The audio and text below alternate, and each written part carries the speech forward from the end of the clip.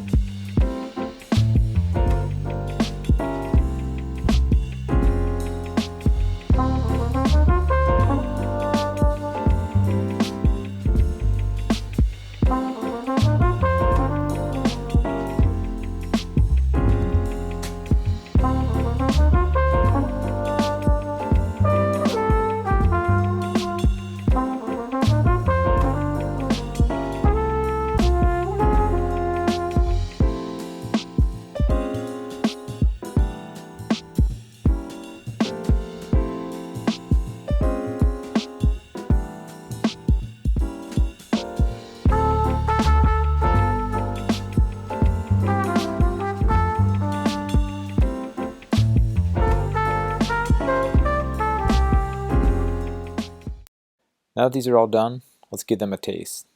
They are light, buttery, and flaky. They pair wonderfully with any kind of stir-fry dish or as a side to go with your breakfast. Now with all that said, thank you so much for watching. Subscribe if you're new so you don't miss the next video. Smash the like button if you found any of this helpful, and have a wonderful day.